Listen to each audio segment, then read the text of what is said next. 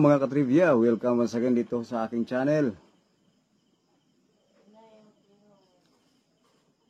Ngayon, pag-usapan na naman natin ang mga hayop na nasa dagat.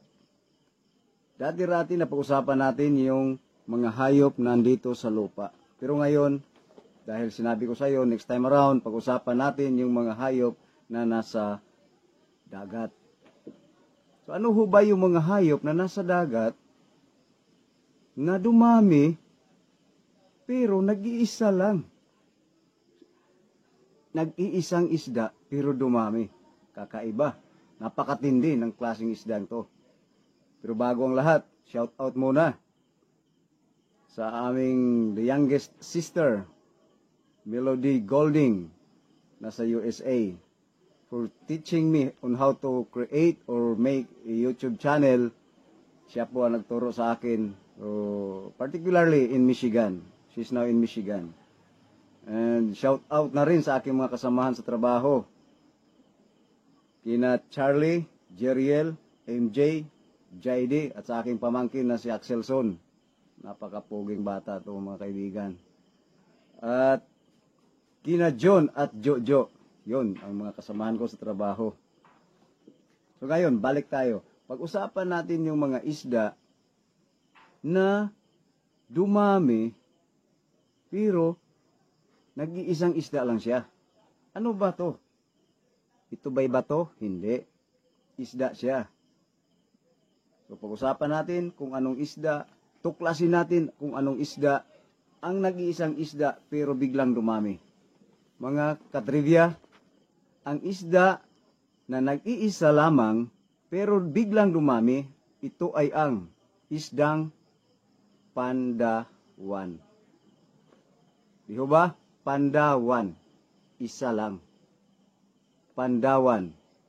Iwan ko kung alam ng karamihan, pero yung mga mangingisda, alam nila.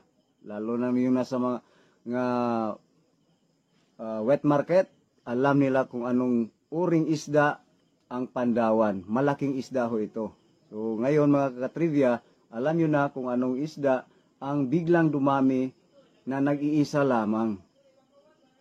Pandawan. So mga katrivia, alam nyo na. Ngayon, pag-usapan na naman natin yung mga isda na walang babae. Akala ko, hayop lang yung walang lalaki, biglang dumami. Walang babae, biglang dumami. Pero may natuklasan ulit ako.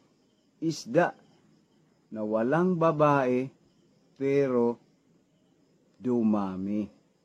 Ano bang isda to? Ito ay ang isdang lapu-lapu. Bakit lapu-lapu? Yung hero natin na si lapu-lapu, lalaki ho yun. Walang lapa-lapa. Di ho ba? So ang isdang walang babae pero dumami ay lapu-lapu. Napakasarap ng isda ang lapu-lapu. Para sa mga mahihilig, no? Kumakain ng isda, itong isdang lapu-lapu, napakasarap po. Napakamahal ang kilo ng isdang lapu-lapu. Meron pang isdang aking natuklasan. Wala ring babae, pero dumami. Akala ko lapu-lapu lang ang isdang walang babae pero dumami. Meron pa pala. Alam ko, meron pa marami pang isdang lalaki na walang babae pero dumami. So bigyan ko muna kayo ngayon ng dalawang isda na walang babae, puro lalaki pero dumami. Ano ho bang pangalawang isda ang biglang dumami na walang mga babae? Mga katrivia, ito ho ay ang isdang iho. Ang isdang iho, lalaki ho yun. Di ba? Walang iha. Kaya lalaki ang isdang iho na dumami. Sabi ng lolo ko noon, iho, magpakabait ka. Sinabi niya din sa kapatid ko na babae, sabi na, iha, magpakabait ka. So, dito sa isda, walang iha, puro iho. Kaya dumami ang isdang iho na walang babae. Puro lalaki, biglang dumami. Isdang iho. Ano ba yan sa Tagalog yung iho? Basta dito sa Bisaya, sa mga Bisaya, yung iho, yun ay malaking isda, iho. At ito, may isda pala, yung sinasabi lang, ano bang isda ang pinakamataba? Natuklasan ko rin ang isdang pinakamataba sa lahat ng isda na nasa dagat. Sabi nila, yung malalaking isda, yun ang pinakamataba. Matatabang isda. Okay, pagbigyan natin, malaking isda, malalaking isda, yun ang pinakamataba. Pero, sa mga malalaking isda, may natuklasan ako na isa lang palang uri ng malalaking isda ang pinakamataba. Ano bang isda to? Ito ay ang isdang fat ting. Di ho ba? Fat. From the word fat. Fat ting. Napakatabang isda ho mga kaibigan, mga katrivia. Fat ting.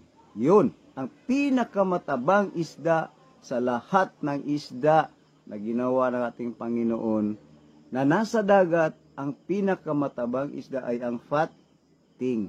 So, alam nyo na kung anong isda ang pinakamataba. Maraming isda sa dagat na hindi pa nadiskubre. Tulad nga ng nasabi ko dati, scientists still nagdi-discover pa sila kung anong mga isda ang nasa dagat. Sabi nila, mas marami pang hayop ang nasa dagat na hindi natuklasan kisa dito sa lupa. May marami pa palang isda na hindi natuklasan at hindi pa alam kung ano ang ipapangalan sa kanila. Pero ngayon, pag-usapan natin yung mga isda na dumating na pala sila ng 100 years. Ano bang uring isda to? Bakit nalaman nila na umabot na ng 100 years? Natuklasan ko mga katrivia, ang uri ng isda pala na umabot ng 100 years ay ang isdang century tuna. Di ho ba? Kapag sinabi nating 1 century, equivalent niyan ay 100 years. So, ang pinakamatandang isda at na umabot ng 100 years, or tama ho ba? 100 years. Oo nga, tama. 100 years ay ang century tuna. So mga katrivia, alam nyo na ang pinakamatandang isda na umabot ng 100 years ay ang century tuna. Yun, napakaraming tuna sa Jinsan. Jinsan is the capital of the tuna, no, in the Philippines. Dahil napakaraming tuna sa Jinsan. So, proud kami mga Mindanawan dahil nasa Jinsan, naging kapital ng tuna. Ini-export yung mga tuna from Jinsan. So mga katrivia, alam nyo na kung anong isda ang pinakamatanda na umabot ng 100 years ay ang century tuna. So ngayon, pag-usapan na naman natin kung anong isda ang naligaw. Naligaw siya. Hindi sana dagat yung pamumuhayan niya. Hindi dagat sana ang magiging bahay niya. Hindi dagat sana ang magiging tahanan niya. Kaya ang isdang ito ay naligaw. kung sa tao pa, naligaw ng landas. Naligaw ang isdang ito. So ano bang uri ng isda ang naligaw? Mga katrivia, meron palang isda na naligaw. Hindi sana karapat-dapat sa dagat mamamahay. Tama ho ba? Ang isdang ito, sinasabi nila, bakit nasa dagat? Hindi naman karapat-dapat nasa dagat. Ang isdang ito dapat sa kanya nasa lupa. At hindi lang basta-basta nasa lupa. Ito ay ang isdang dalagang bukid. Mga katrivia, mayroong isdang dalagang bukid. Diba may kantang Dalagang Pilipina? Dalagang Filipina or Dalagang Pilipina? Mayroon din palang isda na dalagang bukid. Dapat sa kanya. Dito sa Mindanao kapag sinabi nating bukid, napakalayo niyan.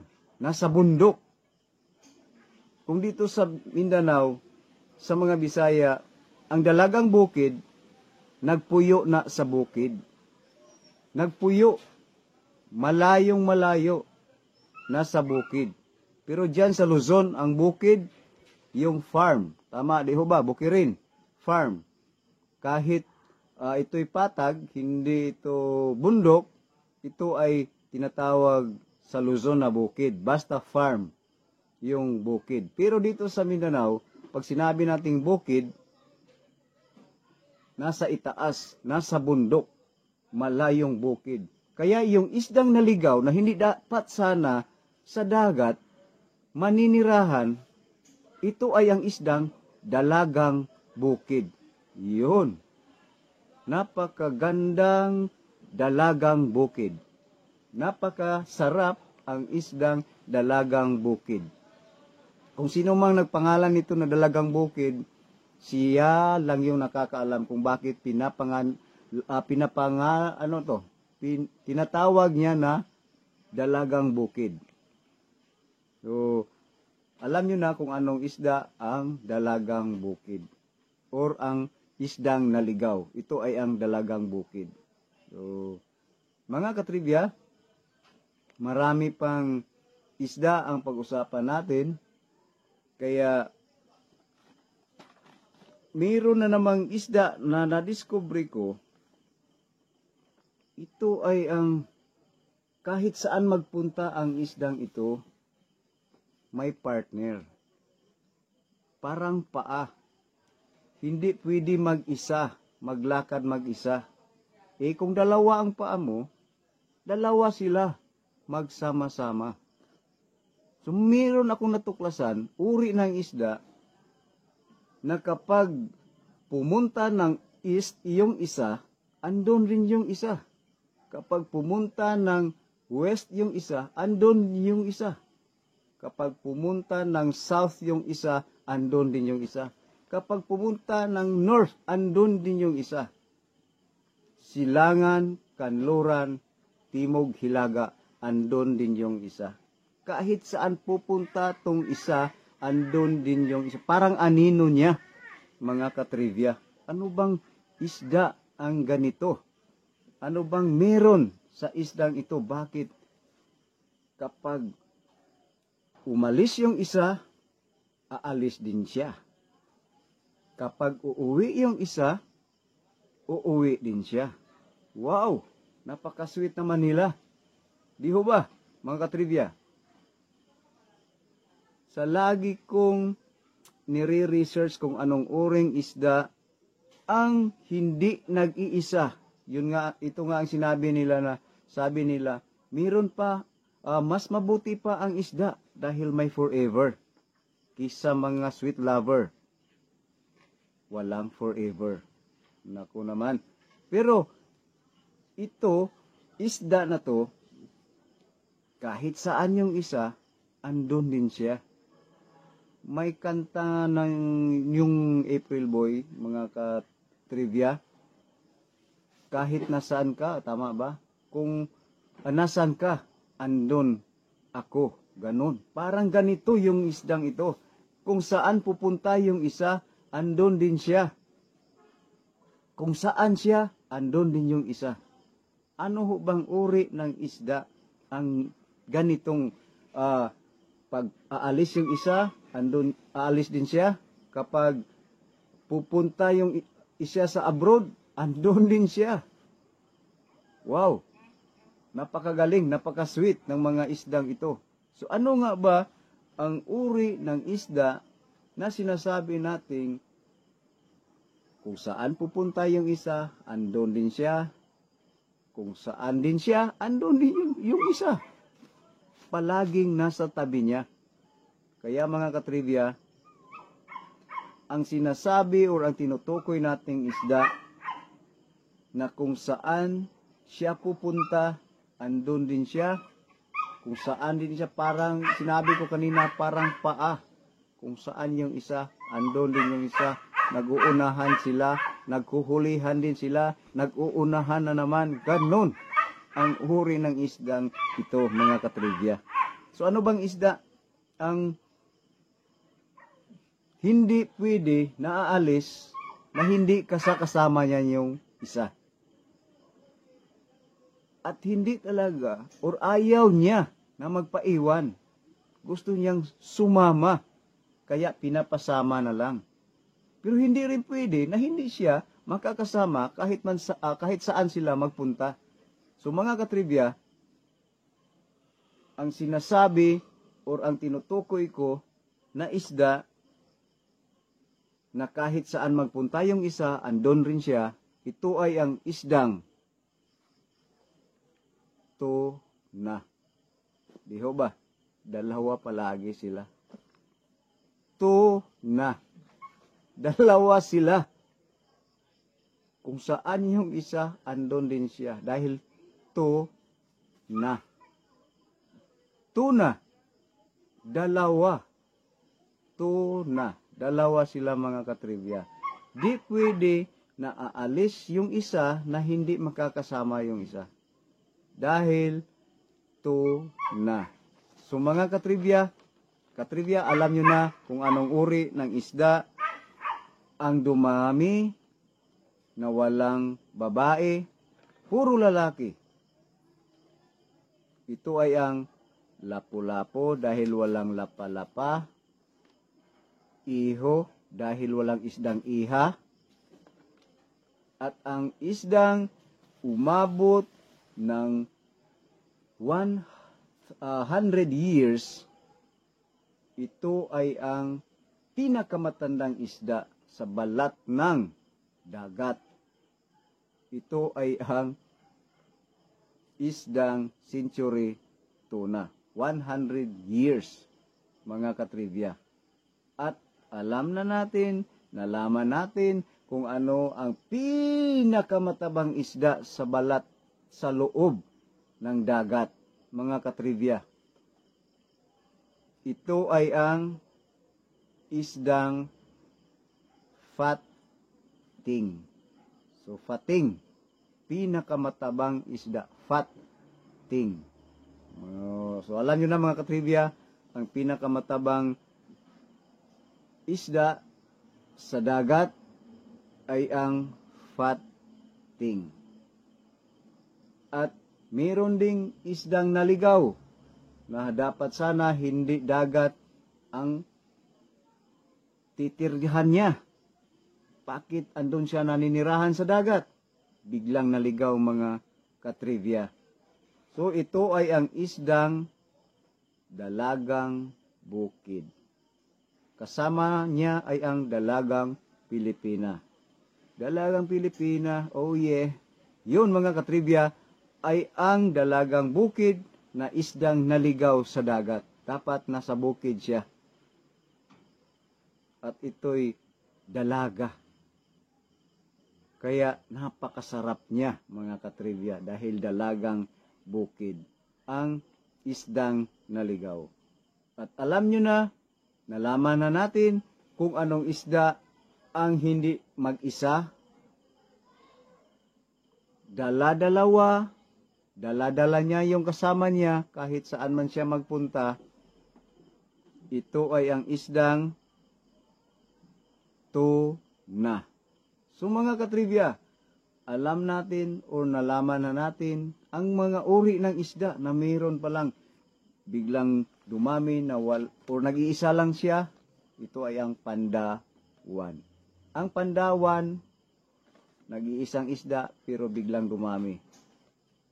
Biglang dumami pero nag-iisang isda lang. So ito ay ang pandawan. Mga katrivia, next time around, pag-usapan na naman natin yung klase ng mga ibon. Napakaraming ibon ho tayo. Alam natin maraming ibon, nakikita natin, nahawakan natin. Yung ibang ibon, naging pet natin, pero minsan di natin alam kung anong uring ibon ito. So, next time, pag-usapan natin kung anong uri ng ibon ang ganito, ganyan. So, marami tayong matutunan. Kaya, thank you for watching. God bless us all, mga katrivia. Salamat.